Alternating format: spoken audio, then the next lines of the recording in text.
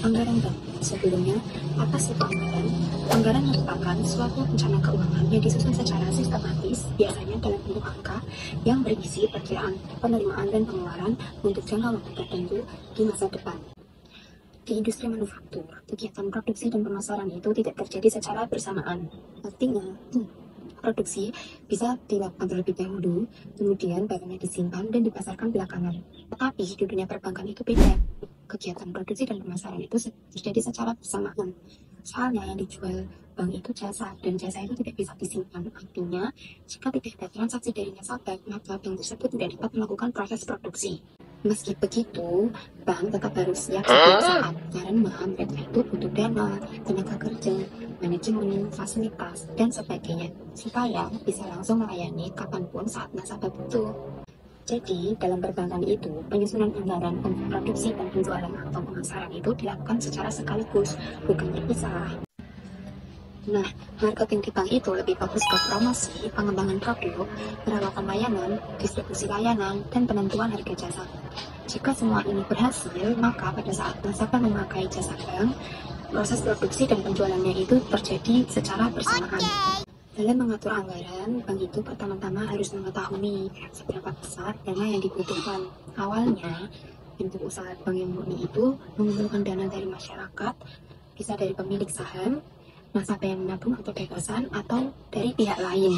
Nah, setelah dana terkumpul, bank akan menyalurkannya dalam bentuk kredit atau investasi lainnya. Dari situ, bank dapat untung, yaitu selisih antara bunga yang dibayar ke masyarakat dan bunga yang diterima dari pinjaman. Itulah yang disebut dengan margin.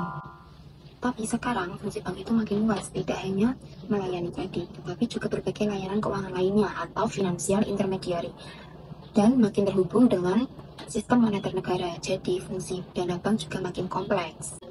Supaya bank bisa bersaing, maka mereka itu harus merencanakan dan mengatur dana dengan baik. Jangan sampai dananya terlalu banyak yang menganggur atau disebut dengan over liquid. Dan biaya dana juga harus efisien. Setelah mempunyai dana, bank itu harus mengalokasikannya supaya hasilnya itu optimal. Jadi, perencanaan dan penyusunan anggaran di tahap ini sangat penting karena dunia perbankan ini terus berubah. Kadang bank memasukkan dulu layanan keuangannya, baru jika menemukan target yang jelas, dicari sumber dananya. Ini yang membuat perencanaan itu makin surat. Nah, untuk proses alokasi dan penanaman dana ini untuk sistem kerja yang rapi dan detail. Disinilah fungsi anggaran itu menjadi kunci agar semua berjalan dengan lancar dan tujuan bank bisa tercapai. Sisi lingkup lain yang penting dari penggunaan dana bank yaitu anggaran penanaman atau investasi dana bank. Sebab apabila dana tersebut tidak diinvestasikan, maka dana yang dimiliki tersebut tidak akan memberikan pendapatan bagi bank yang bersangkutan atau terjadi dengan idle fund atau yang disebut dengan dana yang nganggur. Masing-masing bentuk penanaman dana bank tersebut akan memberikan hasil yang sangat bervariasi antara satu jenis penanaman dana dengan bentuk penanaman dana yang lainnya. Variasi tersebut dapat berupa tingkat risiko dana, tingkat pendapatannya, tingkat kesulitannya, jangka waktu penanamannya, maupun bentuk serta lokasi dari penanaman dana itu sendiri.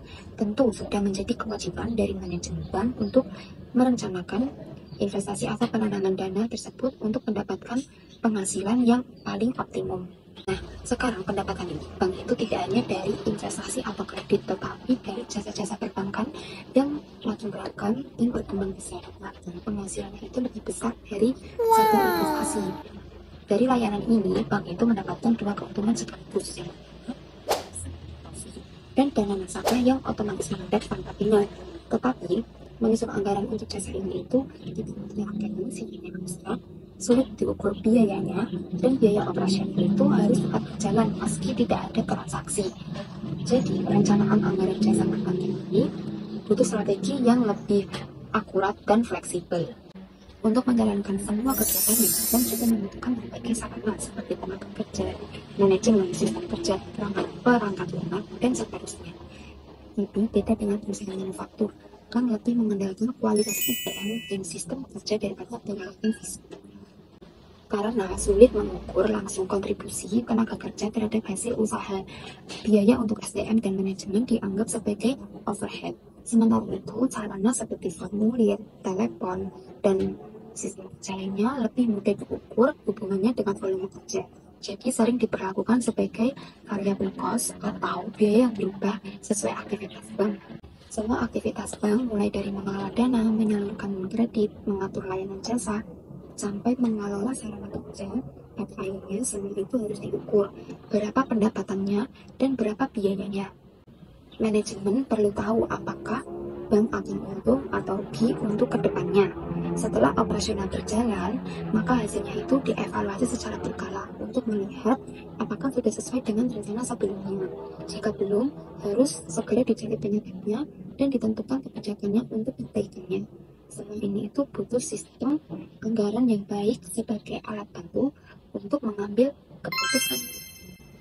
Jadi, bisa kita lihat bahwa pengelolaan dana, jasa, dan seluruh aktivitas perbankan itu tidak bisa lepas dari pentingnya peran anggaran. Dengan anggaran yang baik, maka bank itu tahu kemana arah usahanya, keputusan yang tepat untuk diambil, dan pastinya lebih siap untuk bersaing. Nice. Terima kasih sudah menonton. Semoga video ini bermanfaat ya teman-teman.